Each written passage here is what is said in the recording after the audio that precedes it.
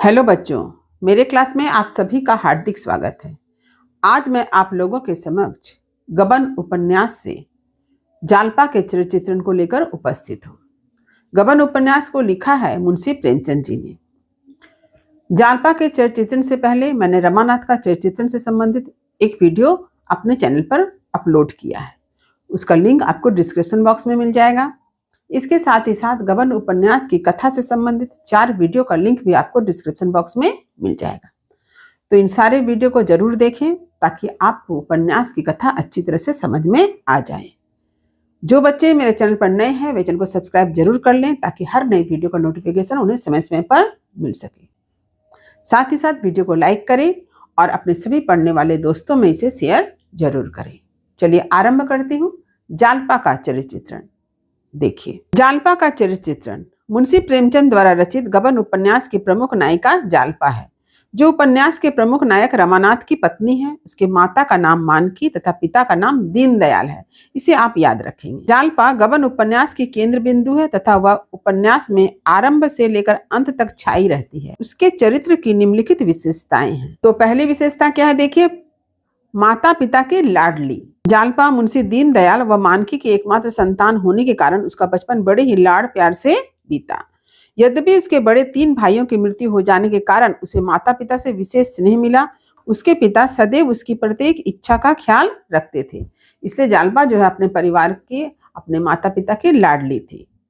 दूसरी विशेषता है आभूषण प्रियता, यानी जालपा को आभूषणों से अत्यंत प्रेम था। जालपा को आभूषणों से विशेष प्रेम है। उसकी आभूषण प्रियता बचपन से ही देखी जा सकती है।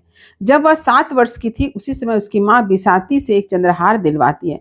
बिसाती किसे कहते हैं? बिसाती कहते हैं, आप लोगों ने देखा होगा कि गली गली में कुछ लोग क्या करते हैं, एक बॉक्स में बहुत तरह के नकली गहने लेकर घूमते हैं। उनके पास टिकली, बिंदी, सिंदूर, चूड़ियाँ, पायल, बहुत सारे गहने होते हैं। ये सारे नकली गहने, तो उसे गली गली घूमकर बेचते हैं। उसे कहा जाता है बिसाती, यानी वो गली गली फेरी लगाते हैं। जब वह 7 वर्ष की थी उसी समय उसकी माँ बिसाती से एक चंद्रहार दिलवाती है, जिसे पाकर वह बहुत खुश होती है। वह उस नकली चंद्रहार सभी को दिखाती है। परवर्ती समय में उसके मन में नकली चंद्रहार के स्थान पर असली चंद्रहार पाने की लालसा उत्पन्न होती है, तो उसे यह कहकर दिलासा दिया जाता है कि असली चंद्रहार उसे उसके ससुराल से मिलेगा। इत्तेफाक यह होता है कि उसके ससुराल से चंद्रहार नहीं आता है, तो उसे बहुत दुख होता है कि उसे अपना जीवन व्यर्थ लगता है। विवाह के बाद उसका पति घर के कर्ज चुकाने तथा सराफ को बाकी रुपया देने के लिए उसके गहने चुरा लेता है। अब तो वह और अधिक दुखी हो जाती है। धीरे धीरे वह अपने पति, सास ससुर सभी की अवहेलना करने लगती है। तब जालपा को खुश करने के लिए रमानाथ उधार में गहने बनवाता है, यहाँ तक कि गहने के रुपये चुकाने के लिए सरकारी रुपये का गबन भी करता है। तो ये जालपा की जो आभूषण प्रियता थी वह बचपन से ही देखी जाती है कि उसे जब नकली चंद्रहार मिला तभी उसके मन में धीरे धीरे यह बात बैठने लगे कि उसे असली चंद्रहार चाहिए। तब उसे यह दिलासा दिलाया गया था कि उसके ससुराल से उसे असली चंद्रहार मिलेगा, लेकिन ऐसा कुछ होता नहीं है। फलस्वरूप जालपा अत्यंत दुखी हो जाती है। ससुराल में भी उसे अच्छा नहीं लगता है। और इतना ही नहीं, गहने के रुपये चुकाने के लिए क्या करता है, रमानाथ उसके ही गहने चुरा लेता है। इससे जालपा और दुखी हो जाती है। तो जालपा को खुश करने के लिए रमानाथ पुनः क्या करता है, उधार में गहने बनवाता है, यहाँ तक कि सरकारी रुपये का गबन भी करता है। तो जालपा की आभूषण प्रियता इस हद तक थी। जालपा के चरित्र की तीसरी विशेषता है कि वह बहुत ही सुंदर है। 3 नंबर, सुंदरी। जालपा अपूर्व सुंदरी है। रमानाथ उसकी सुंदरता का कायल है। आभूषणों व वस्त्रों से सुसज्जित जालपा कुलीन व संभ्रांत परिवार की लगती है। सभी उसके रूप रंग तथा व्यवहार से काफी आकर्षित होते हैं। जालपा के बातचीत रूप रंग से वकील इंदुभूषण की पत्नी रतन अत्यंत प्रभावित होकर उसे अपनी प्रिय सहेली बना लेती है। जालपा जो है अपूर्व सुंदरी है, और जब सज धज कर बाहर निकलती है तो सभी उसकी सुंदरता वाहवाही करते हैं, तारीफ करते हैं, और रमानाथ जो है उसकी सुंदरता का कायल है। जालपा के चरित्र की जो चौथी विशेषता है, बुद्धिमती और संवेदनशील। जालपा के व्यक्तित्व में बुद्धि व संवेदना का सामंजस्य है। वह सच्चे हृदय से अपने पति से प्रेम करती है। जब तक रमानाथ उससे अपनी दयनीय आर्थिक स्थिति को छिपाता है तब तक उसके हृदय में विलासिता है, परंतु जब उसे रमानाथ के जेब से एक पत्र मिलता है तो वह वास्तविक परिस्थिति से अवगत होती है।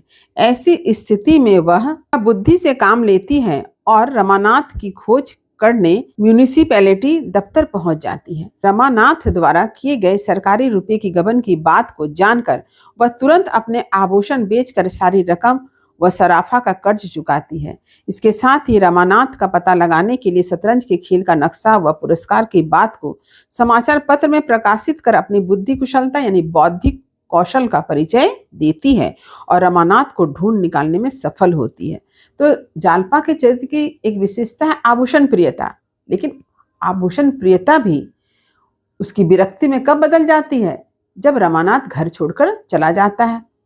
और जालपा को जब पता चलता है कि रमानाथ ने रुपये का गबन किया है तो वह तुरंत अपने आभूषण को बेचकर गबन के रुपये चुकाती है, सराफा के उधार को चुकाती है। तो यहाँ पर हम देखते हैं कि जालपा जो है अत्यंत बुद्धिमती है, उसमें संवेदना भरी हुई है।